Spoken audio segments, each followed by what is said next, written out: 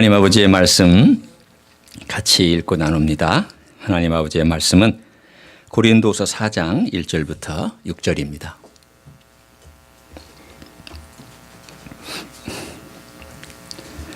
신약성경 288조 고린도서 4장 1절부터 6절까지의 말씀을 교독하시겠습니다.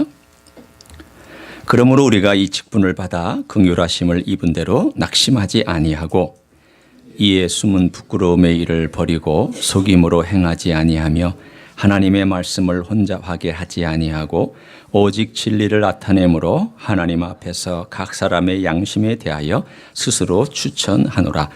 만일 우리의 복음이 가리웠으면 망하는 자들에게 가리워진 것이라. 그중에 이 세상의 신이 믿지 아니하는 자들의 마음을 혼미하게 하여 그리스도의 영광의 복음의 광채가 비치지 못하게 함이니 그리스도는 하나님의 형상이니라. 우리는 우리를 전파하는 것이 아니라 오직 그리스도 예수의 주 되신 것과 또 예수를 위하여 우리가 너희의 종된 것을 전파함이라. 어두운 데에 빛이 비치라 말씀하셨던 그 하나님께서 예수 그리스도의 얼굴에 있는 하나님의 영광을 아는 빛을 우리 마음에 비추셨느니라. 아멘. 우리가 알고 있는 말 중에 좀 강단에서 하기는 좀 그렇지만 꼰대라는 말이 있습니다. 그리고 또 선배라는 말이 있습니다. 이 꼰대는 어떤 사람이냐? 자기의 틀에 갇혀 있으면서 고리타분한 생각을 다른 사람한테 강요하거나 가르치려고 하는 그런 사람을 요즘 이 한국 사회에서 젊은이들이 꼰대라고 부릅니다. 그렇지만 동시에 반대로 가르치려는 그런 자세보다는 이해해 주려 하고 들어주려 하고 또 상대방의 입장에서 생각해 주려고 하는 그런 사람은 선배라고 붙입니다. 가만히 생각해 보니까 신앙에도 이런 두 종류가 있습니다. 신앙에 꼰대가 있고 죄송하지만 신앙에 선배가 있습니다. 신앙의 꼰대는 어떤 사람이냐면 자기의 가지고 있는 틀, 이것이 옳다고 생각해서 나보다 나이 어린 사람이나 신앙이 어린 사람이나 혹은 자기보다 못하다고 생각하는 사람에게 그것을 강요하거나 또는 가르치려고 하는 그런 태도를 가진 사람입니다. 반대로 신앙의 선배는 가르치려고 하기보다는 그 사람이 결정할 때까지 기다려줍니다. 옳고 그름을 말하지 않는다는 뜻이 아닙니다. 옳고 그름을 말하지만 이렇게 살아라 저렇게 살아라 내처럼 살아라 이렇게 말하지 않고 스스로 결정할 때까지 그 사람의 입장에서 기다려주는 사람을 신앙의 선배라 이렇게 얘기할 수 있습니다. 고린도 교회에 나와 있는 사도 바울의 입장과 그분의 모습을 보면 그는 절대 신앙의 꼰대로서 활동하지 않습니다. 그는 신앙의 선배처럼 활동합니다. 분명히 명령할 수 있는데도 불구하고 명령하지 않고 분명히 가서 막 야단을 칠 수 있는데도 불구하고 오히려 기도하며 참고 기다리고 그들이 스스로 결정할 때까지 마음 졸이면서 하나님께 간구합니다. 어느 게 인간적으로 쉽겠습니까? 인간적으로 죄송한 표현이지만 꼰대질하는 게 쉽습니다. 그러나 기다린다는 것은 정말 어렵습니다. 저 사람들이 변할 보장이 없거든요. 인간적으로 내가 이렇게 하면 꼭 변할 것이다. 보장 없습니다. 변할 수도 있고 안 변할 수도 있습니다. 그러나 그럼에도 불구하고 하나님의 은혜에 맡기면서 기다린다는 것이 얼마나 어려운 일일까요? 이 두 가지, 한쪽은 신앙적인 꼰대와 신앙적인 선배가 되는 이 갈림길에 갈라지는 가장 근본적인 원인은 어디에 있을까? 그것은 출발선에 있습니다. 근원에 있습니다. 어디에서 출발하느냐에 따라서 달라집니다. 오늘 이야기가 바로 그것입니다. 한 사람은 곧 자기의 가진 방식을 강요하고 자기의 가진 고리타분한 생각이 옳다라고 얘기하며 가르치려고 하는 입장에 서서 늘 가르치려고만 하는 사람들은 자기가 왕이고 자기의 규칙이 왕입니다. 그러나 그렇지 않은 반대의 사람들은 무엇을 의지하고 어디서부터 출발할까? 오늘 여러분이 본문에 그 대답이 있는 것을 찾을 수 있습니다. 한번 4장 1절을 보시기를 바랍니다. 여러분이 4장 1절에 보면 그러므로 라고 시작하고 있으며 우리가 이 직분을 받아 이 직분은 어떤 직분인가? 우리가 계속해서 몇 주 동안 해왔던 새 언약의 직분이라는 것을 알 수가 있습니다. 새 언약의 직분을 받아서 긍휼하심을 입은 대로 낙심하지 아니하고 라고 말씀합니다. 바꿔 얘기하면 사도 바울이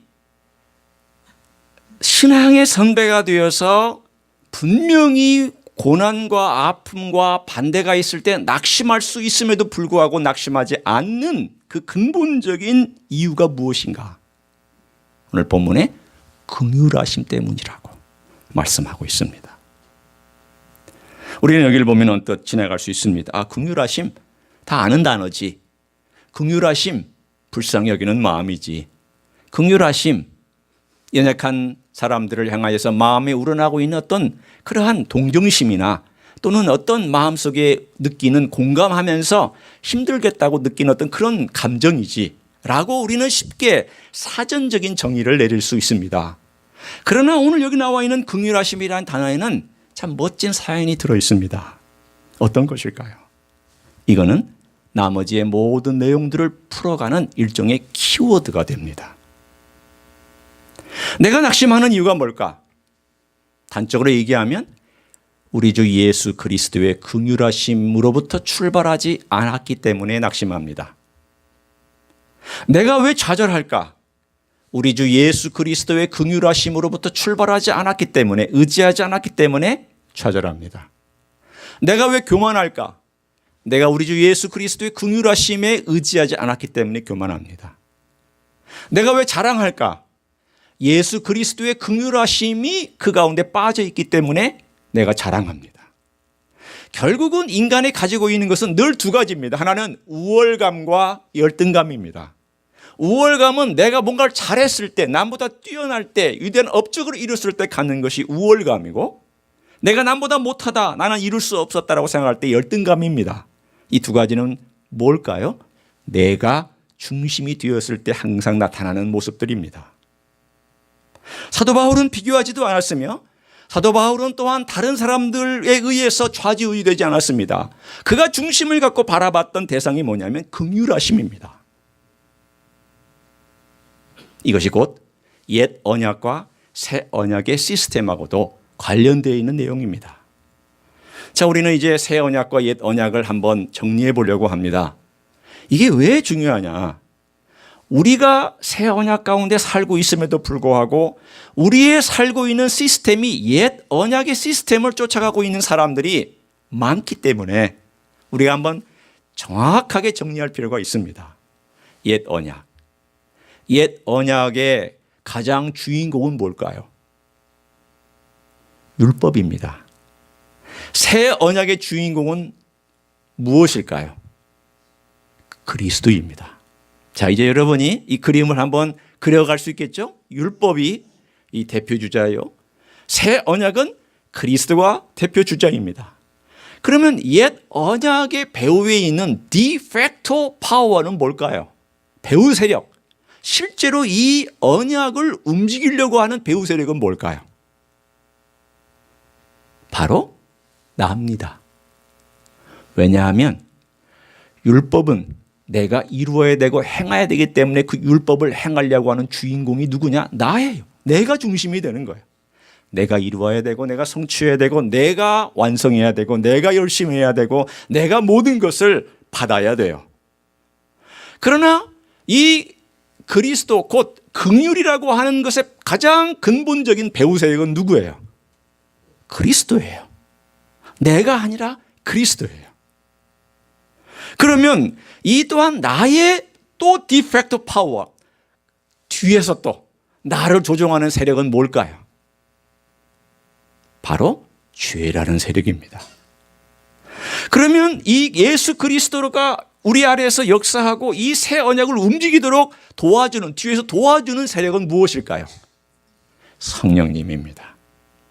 이제 이 균등한 배열을 아시겠습니까?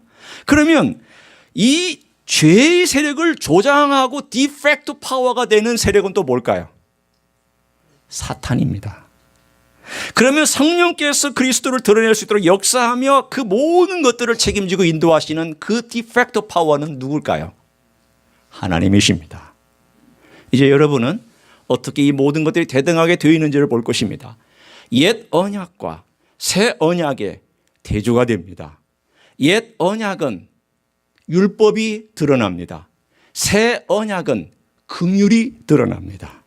옛 언약은 내가 드러납니다. 새 언약은 그리스도가 드러납니다. 옛 언약은 죄가 뒤에서 조종합니다. 새 언약은 성령께서 역사합니다. 옛 언약은 사탄이 이 모든 것을 조종하며 자기가 원하는 목적을 이루어냅니다. 새 언약은 하나님께서 이 모든 것을 책임지시고 주관하시는 놀라운 역사가 있습니다. 따라서 이 새 언약 안에 우리가 들어와 있는데 마음이 옛날로 가 있으면 그것이 바로 고린도 교회 사람들이 행하고 있었던 모습과 똑같은 모습이란 말이죠.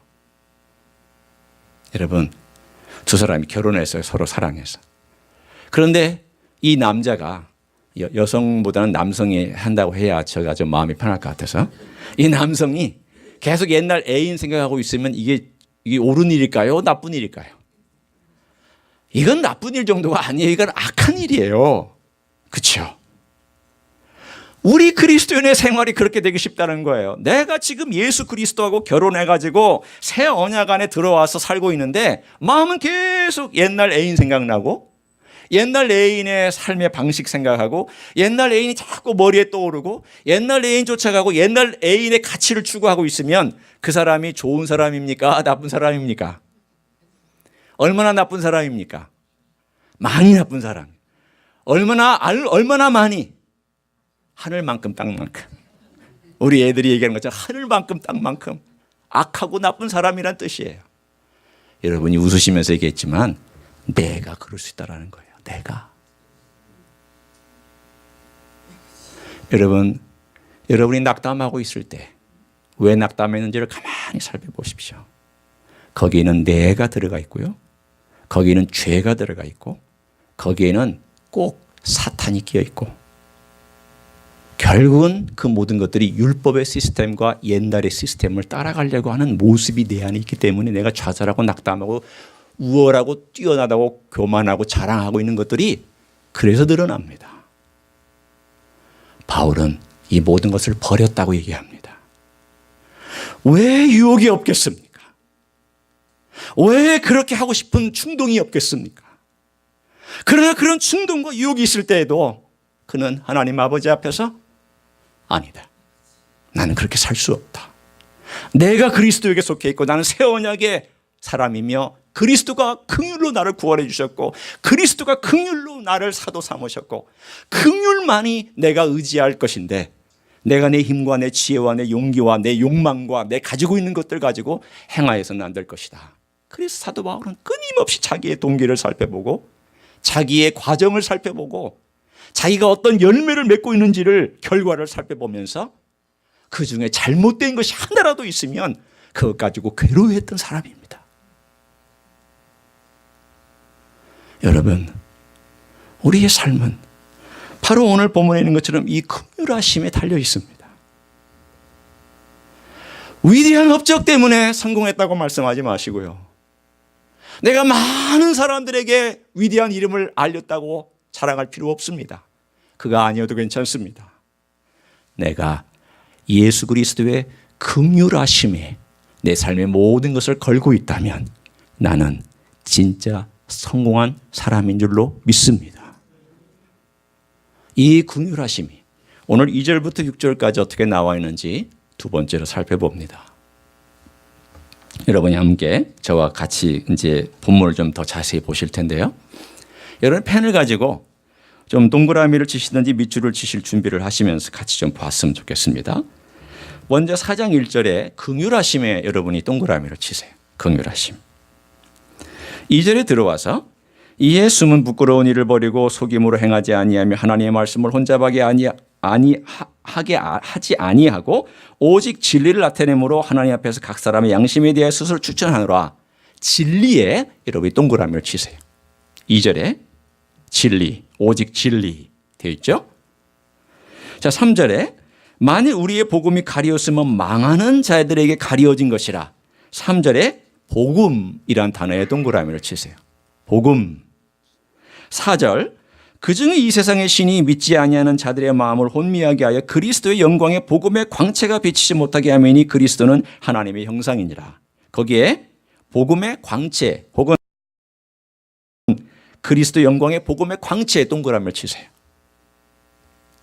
5절 우리는 우리를 전파하는 것이 아니라 오직 그리스도 예수의 주되신 것과 또 예수를 위하여 우리가 너희의 종된 것을 전파함이라. 길지만 그리스도 예수의 주되신 것 또 예수를 위하여 우리가 종된 것 거기에 동그라미를 치세요. 5절. 자, 6절 어두운 데서 빛이 비치라 말씀하셨던 그 하나님께서 예수 그리스도 얼굴에 있는 하나님의 영광을 아는 빛 거기에 하나님의 영광을 아는 빛 혹은 빛에다가 동그라미를 치세요. 다 동그라미를 친 다음에 여러분이 어떻게 하시냐? 다 이 단어들을 연결해서 화살표를 다 그려놓으세요. 결국은 긍휼하심은 하나님의 진리로 연결되고 진리는 복음으로 연결되고 복음은 복음의 광채로 연결되고 5절에 복음의 광채는 예수의 주되신 것과 우리가 너의 종된 것과 연결되고 6절에 그리스도의 얼굴에 있는 하나님의 영광에 아는 빛으로 연결이 돼요. 자, 이제 그림 그리셨어요? 예, 여러분 성경 공부는요 그림 그리기예요. 그림을 잘 그리시는 거예요. 내가 정확한 그림을 그리는 게 성경 공부예요. 엉뚱하게 그리지 말고 정확하게 짚어야 될 단어를 그려가면서 색깔 칠하고 화살표 연결하는 거예요. 자, 한번 봅시다. 오늘 이 6단어 모두를 종합하면 뭐예요? 우리가 제일 자주 쓰는 단어가 어떤 거죠? 이 6단어 중에 제일 많이 쓰는 단어가 뭐예요? 여러분 제일 많이 쓰는 단어가 어떤 거예요? 긍휼을 쓰세요. 또 어떤 분은? 복음. 여러분 가장 일반적인 단어가 복음이에요. 많이 쓰기도 하고 가장 일반적으로 쓰죠. 복음. Good news. 복음. 그러면 이 복음의 핵심은 뭐예요? 뭐라고 되어 있어요? 응? 진리? 진리는 좀 애매하잖아요. 진리가 뭐예요 도대체? 진리 그러면 사람마다 다 달라요. 이 복음의 핵심은 뭐예요? 뒤에 보세요. 얼마나 많이 강조되어 있어요. 4절부터 그리스도의 영광의 복음의 광채라고 되어 있고 5절에 그리스도 예수의 주되신 것이라고 되어 있고 그 뒤에 것은 그 종이니까 당연히 따라오고 6절에 예수 그리스도의 얼굴에 있는 하나님의 영광을 아는 빛이라고 되어 있잖아. 다 누구를 중심으로 움직이고 있어요? 그리스도잖아요. 결국은 복음의 모든 핵심은 그 가운데 그리스도가 꽉 자리를 잡고 있는데 문제는 뭐냐면 우리가 이 복음의 핵심인 그리스도를 빼내고 살아갈 때가 너무 많다는 것입니다. 어떻게? 그 반대를 한번 봅니다. 자, 이제 다시 한번 여러분 본문에 돌아와서 2절을 한번 보겠습니다. 이것이 어둠의 영과 사탄과 거짓된 교사들과 타협하는 자들이 하는 행위를 반대로 말하고 있는 것입니다. 2절 이에 숨은 부끄러움의 일을 버리고 다른 말로 얘기하면 숨은 부끄러움의 일을 버리지 않는 것이 문제예요. 둘째 속임으로 행하지 아니하며 바울은 속임으로 행하지 아니하였는데 속이는 게 문제예요. 셋째 하나님의 말씀을 혼잡하게 하지 않았는데 하나님의 말씀을 혼잡하게 하는 게 문제예요. 자, 이것을 한번 살펴봅니다. 그럼 우리가 예수님을 믿고 예수 그리스도를 고백하고 주님을 영접했을 때 내게 있어서 제일 중요한 것은 과거에 있었던 나의 숨은 부끄러운 일을 버리기 시작했다는 거예요. 과거에는 그게 죄인지 몰랐어요. 아니, 죄인 줄은 알았지만 그렇게 심각한 죄인지 몰랐어요. 그런데 그 심각함을 깨닫고 계속 버리는 거예요. 제가 언젠가 얘기했죠. 동일한 죄라 할지라도 내 고백이 차원이 달라요. 옛날에는 내가 첫 번째 레이어, 요 표층만 가지고 고백을 했어요.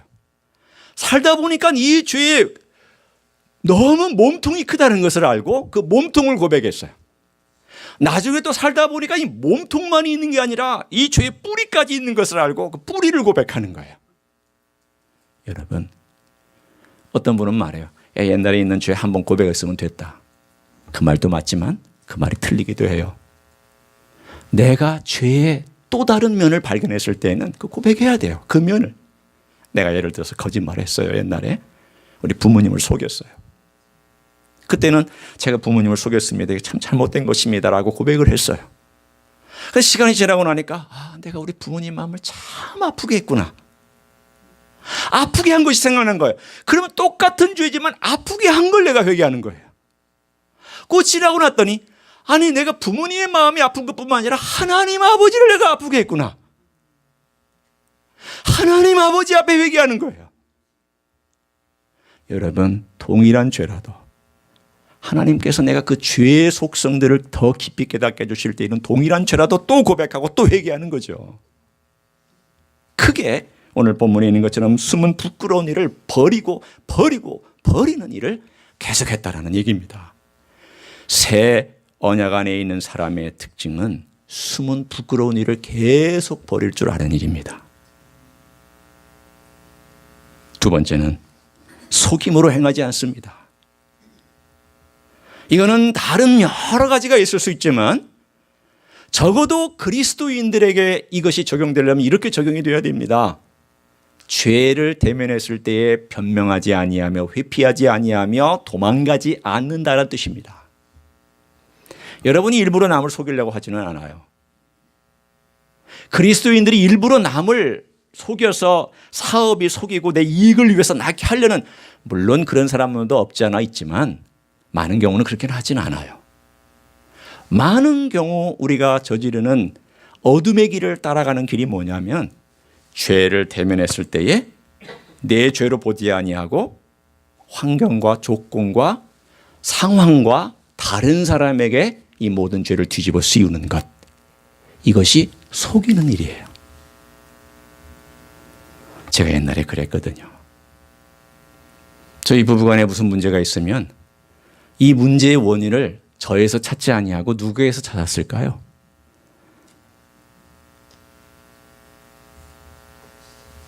이렇게 설교하고 나면 또 이제 가서 또 얘기하시는 분이 있어요.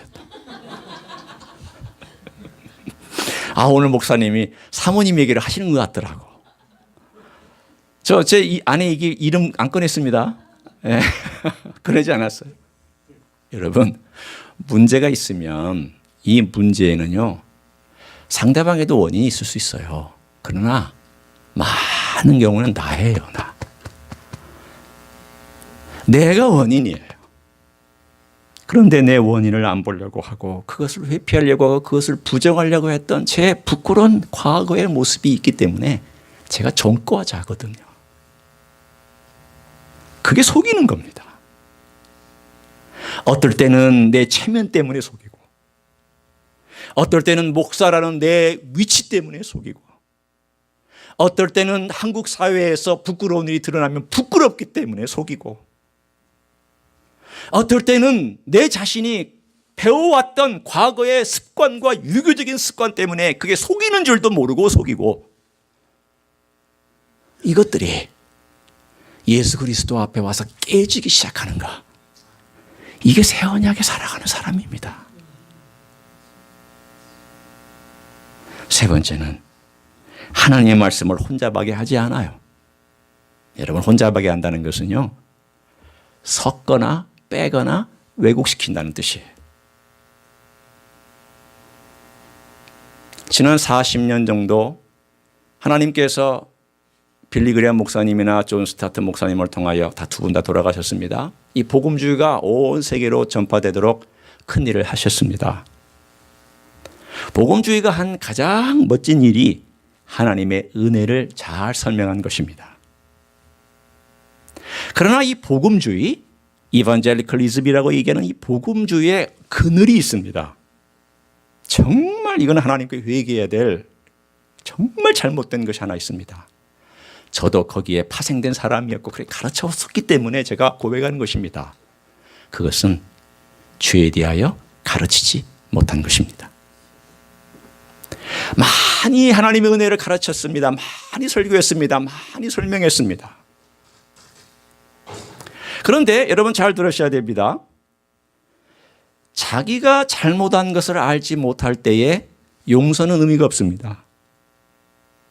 자기가 잘못한 것을 깨닫지 못하는데 회개는 별 효과가 없습니다. 내가 잘못한 것을 깨달아야 용서를 구하고 용서를 구하는 자세 속에 하나님의 은혜가 깃듭니다. 그런데 우리는 하나님의 은혜, 너 복음 받으면 좋다, 천국 간다, 하나님이 널 사랑하신다라고 하는 많은 메시지를 전했지만 우리 안에 있는 얼마나 추하고 더러운 이 죄에 대한 것은 쉽게 간과했습니다. 저는 지금도 저의 선배 목사님들이나 제가 했던 메시지가 분명합니다. 하나님의 말씀을 공부하면 변화된다. 제자 훈련 받으면 변화된다. 한편으로는 옳았지만 다른 한편으로 죄에 대한 설교를 잘 하지 않았기 때문에 성도들의 마음속에 제자 훈련하면 저절로 변화될 줄 알았지만 오히려 제자 훈련은 인간의 교만과 인간의 말씀을 이용해서 자기의 목적과 자기의 교만을 채우는 것을 강화시켜주는 역할을 했을 뿐입니다. 복음주의는 하나님의 은혜를 너무 값싸게 전파했습니다. 죄에 대하여 얘기하지 않았습니다. 우리 안에 있는 이 추함과 우리 안에 있는 이 더러움과 이런 무슨 부분에 대하여 우리가 하나님 아버지 회개하는 것이 얼마나 중요한지에 대하여 제가 지금 설교를 쭉 기억해도 내가 들었던 설교 중에 하나님 아버지 앞에서 죄를 고백하는 것과 이것이 얼마나 추악하고 더러운지에 대하여서 깊이 통회하고 하나님 아버지 앞에 강단에서 얘기하는 설교를 제가 잘 들은 적이 없습니다.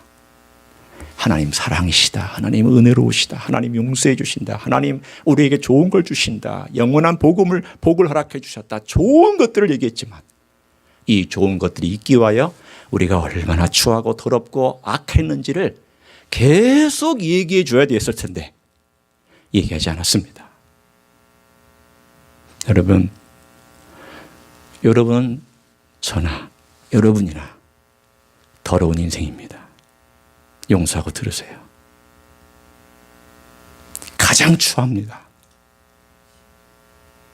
우리 안에 있는 이 교만은 철저하게 깨져야 될 교만입니다. 내가 숨기고 있는 어떤 부분은 하나님 아버지 앞에서 진실되게 고백돼야 됩니다. 어떤 경우는 우리가 내가 상처를 주는 형제 앞에 가서 용서해달라고 고백해야 될 그런 고백까지 있습니다. 우리 그거 안 합니다. 잘 행하지도 않습니다. 그리고는 우리는 괜찮은 그리스도인 양 주일날 양복 입고 오고 멋지게 입고 와서 서로 악수하고 서로 화해하는 것처럼 살아갑니다. 진짜는 화해하지 않았는데, 진짜 용서하지 않았는데 그렇게 살아갑니다. 그게 뭘까요? 오늘 본문에 있는 내용이에요. 부끄러운 일을 버리지 않은 거예요. 속이는 거예요. 하나님의 말씀을 혼잡하게 하는 거예요. 그래도 괜찮아. 하나님 날 사랑하시니까, 하나님 날 용서해 주시니까, 하나님 나 이미 내가 천국 티켓 받았으니까 그러고 살아가는 거예요. 그거는 복음 아닙니다. 그 복음을 혼잡하게 한 것입니다. 사탄이 계속 집어넣는 생각입니다. 괜찮아. 그 정도는 괜찮아. 괜찮아. 괜찮아. 여러분, 사단은요, 이단 가지고 와서 여러분 혼란하게 하지 않아요. 이단은 금방 눈에 띄니까 여러분이 방어하잖아요. 이단 가지고 그렇게 하지 않아요. 이단 가지고 하는 사람들은요, 처음 믿자마자 헷갈리는 사람들 가지고 그렇게 할 것이에요. 그러나 어느 정도 신앙생활을 하는 사람들 앞에 와서는요, 이단 가지고 보통 하지 않아요. 물론 이단도 그런 사람들을 공략할 때가 있지만 많은 경우는 교묘하게 하나님이 이런 분이다라고 가르치는데 알고 보면 그 반쪽만 진실인 것을 가지고 계속 강요하고 가르치는 그러한 가르침 때문에 우리는 혼돈됩니다. 오늘 보세요. 어디에 나와 있는지 4절에 그 얘기가 있잖아요. 자, 한번 4절을 보시겠습니다. 그 중에 이 세상 신은 누굴까요? 사탄이죠. 그가 진짜 신이기 때문에 신이라고 한 게 아니에요. 이 세상의 주관자라는 의미에서 신이라는 단어를 붙인 거예요. 진짜 신은 하나님밖에 없습니다. 그러나 신과 같은 비슷한 능력을 행하면서 어둠의 영의 주관자로서 우리의 머리, 우리의 생각, 우리의 감정을 혼돈시키는데 모든 에너지를 주력하고 있는 왕이 하나 있다. 그게 사탄이다. 그 사람은, 그 존재는 이 세상의 신이다. 이 세상의 신이 하는 일이 뭔데요? 믿지 아니하는 자들의 마음을 혼미하게 하여 그리스도의 영광의 복음의 광채가 비추지 못하게 한다라고 말하고 있습니다. 다른 말로 하면 예수님이 못 들어가게 만드는 거예요. 어떤 방법으로든지 예수님이 못 들어가게 만들어요. 어떤 방법으로든지 예수님이 그 안에 비추지 못하게 하고, 어떤 방법으로든지 예수님에 집중 못하게 하고, 어떤 방법으로든지 예수 그리스도의 복음을 듣지 못하게 하는 거예요. 그러면 사탄은 성공하는 거예요. 여러분, 기도 많이 해도 그리스도가 빠지면 사탄이 성공합니다. 말씀 많이 읽어도 그리스도가 빠지면 사탄 성공합니다. 여러분이 사랑 많이 해도 그리스도가 빠지면 사탄 성공합니다. 여러분이 위대한 교회를 세우고 업적을 세워도 예수 그리스도가 빠지면 사탄 성공하는 것입니다. 여러분이 훌륭한 인생을 살아도 예수 그리스도 빠지면 사탄은 즐거워서 떠들 것입니다.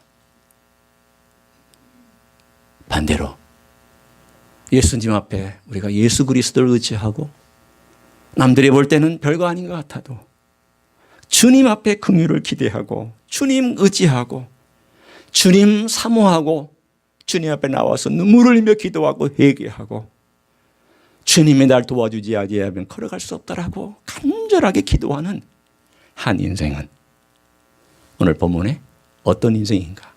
사탄이 건들 수가 없습니다. 그래서 당당한 것입니다. 사도 바울이 왜 당당할 수 있었을까요? 사도 바울이 어떻게 해서 그렇게 당당하고 나는 낙담하지 않는다고 얘기할 수 있을까요? 자기를 의지하지 않기 때문이에요. 옛 언약대로 자기의 힘을 의지하거나 율법을 의지하거나 그러한 자랑을 의지하지 않기 때문이에요. 예수 그리스도, 성령님, 그리고 하나님, 그분의 모든 것에 맡기고 기다리고 때로는 초조하죠.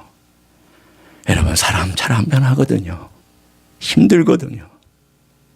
어렵습니다. 어떠한 우리 친구 하나가 선교사로 갔어요. 최근에. 좀 늦은 나이로 갔죠. 어떠더냐. 얼굴이 좀 좋아 보이더라고요. 이제 막 언어를 배우고 있어요. 그 나라에. 뭐가 좀 다르더냐. 그랬더니 그 친구가 하는 말이, 목회할 때 사람 때문에 참 힘들었는데 일단 거기 가니까 한류바람이 있어가지고 사람이 대접을 해주는데 그래서 좋더라고.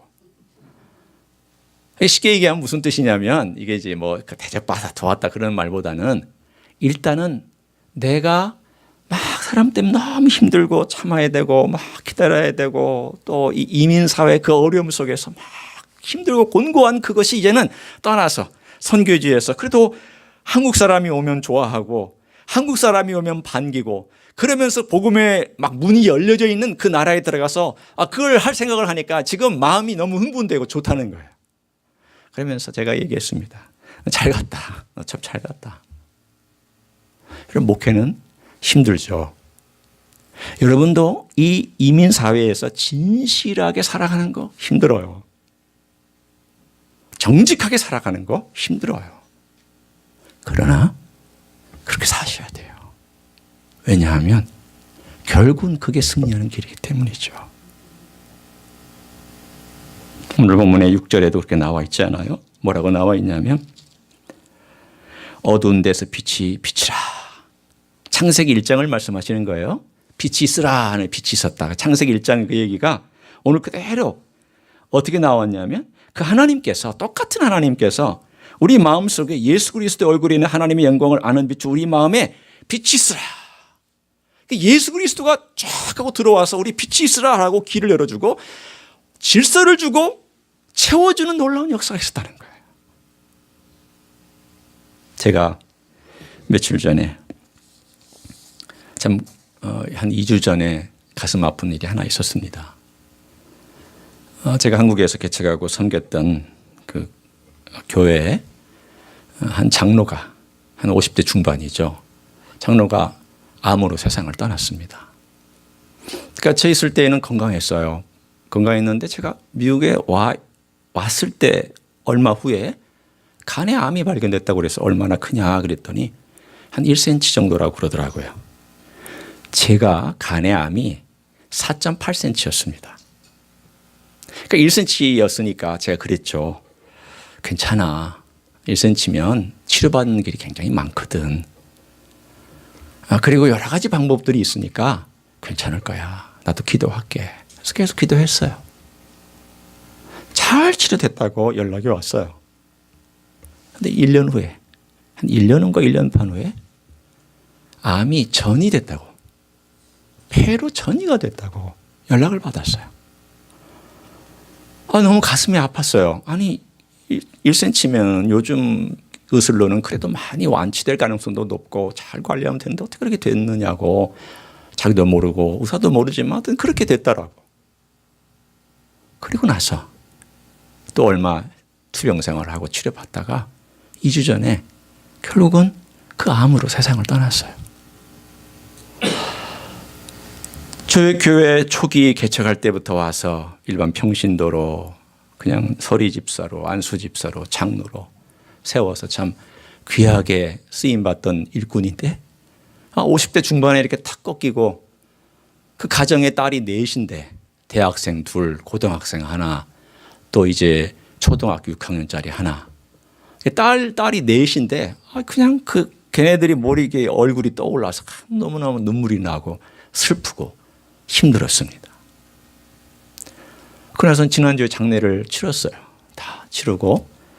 그래서 너무 마음이 힘들고 어려워서 제가 어떻게 카톡을 보내야 되나, 어떻게 내가 위로를 해야 되나, 이건 위로할 방법이 없는 거예요. 어떻게 내가 기도는 하고 있지만은 그렇다고 기도하는 것이 직접적으로 위로가 되는 것도 아니고 하나님이 도와주셔야 되니까. 그래서 이런 저런 이야기를 하면서 카톡으로 길게 제가 이야기를 적어서 보냈더니 장례가 끝난 다음에 이런 카톡이 왔습니다. 굉장히 긴 이야기 중에 제가 짧게 몇 부분을 읽어드립니다. 고통의 시간 동안 나눔교회에서의 참 좋았던 시간들을 그리워했고 목사님과 사모님을 무척이나 보고 싶어 했습니다. 돌아가신 우리 그분의 이야기예요. 목사님께서 좋아하셨던 내구주 예수를 더욱 사랑을 마지막 가는 시간까지 불러주었습니다. 찾아온 나눔 성도들 대다수도 그때 그 시절이 그립고 다시 그런 시간을 갖고 싶은데 다시 그런 나날들을 갖기 어렵다면서 얘기했습니다. 목사님, 저도 돌이켜보니 그때가 얼마나 좋았었고 주님의 나라를 이루었는지 천국 한 자락에 머물렀었는지를 몰랐던 거지요. 울 목사님과 사모님 그 시절 함께했고 늘 즐겁고 감사했던 그 나날들, 주님의 나라를 알게 하시고 누리게 해주셔서 감사드립니다. 이 사연을 읽는데 제가 위로가 되고 도전이 됐어요. 목회할 때 실수도 많았고 부족함도 많았는데 그래도 가만히 생각해 보니까 주님께서 복음을 전하려고 그렇게 애썼던 그 열매들을 이제 주시는구나. 복음을 전하고 그리스도에게로 집중하자고 얘기했던 그 사연들이 이제 와서, 물론 그 전에도 열매가 좀 있었지만 이렇게 해주시니 참 마음이 위로가 되는구나. 저는 부족합니다. 연약합니다. 그러나 주님 앞에서 주님께서 제가 그렇게 기도를 했거든요. 한국을 떠나오면서 주님 제가 잘못한 것들을 성도들의 마음속에서 좀 지워주십시오. 제가 어리석었던 것들은 좀 주님이 지워주십시오. 은혜로 덮어주십시오. 그리고 제가 잘못한 거 있으면 용서해 주십시오. 혹시라도 제가 마음에 어떤 부담이나 어려움이나 큰 그러한 장애를 얹어놓은 것이 있다면 주님의 은혜로 그것들을 치워주십시오. 참 많이 기도했습니다. 그랬더니 모르겠어요. 그러나 주님께서 이 모든 것들이 다 사라지게 하셨는지 덮어주셨는지 모르지만 그 마음 가운데 옛날에 함께 나누었던 그 시절을 그리워하면서 감사하다고 하는 이 편지를 받고 제 마음이 저도 감사했고 저도 위로가 됐고 저도 그 가정을 위해서 다시금 새로운 마음으로 기도할 수 있게 되었습니다. 여러분, 우리가 의지할 것은 긍휼밖에 없습니다. 우리가 의지할 대상은 예수 그리스도밖에 없습니다. 우리가 능력을 따라 걸어갈 대상도 성령님밖에 없습니다. 누구를 바라보고 누구에게 영광을 돌리느냐? 하나님 아버지께 영광을 돌리는 그것밖에 없습니다. 내가 끼어들어가면 문제 생깁니다. 내 교만, 내 업적, 내 자랑, 내가 하려고 하는 거, 내가 움켜쥐고 내가 높아야 되고 내가 인정받아야 되고 내가 사람들 앞에서 존귀하게 되어지는 이런 것들이 끼어들어가면 결국은 망합니다. 그러나 그리스도가 영광 받으시고 자꾸 그리스도가 존귀하게 되고 그리스도가 영광 받으실 뿐만 아니라 그리스도가 우리의 삶의 구석구석에서 계속 우리의 삶을 변화시키는 그 일들을 경험하고 거기에 초점을 맞추면 주님께서 바울이 성공했던 것처럼 그리고 위대한 신앙의 위인들이 끝까지 걸어가며 성공했던 것처럼 그런 성공적인 삶을 주실 줄로 믿습니다. 그런 삶을 살아가시기를 예수님의 이름으로 간절히 축원합니다. 기도하시겠습니다.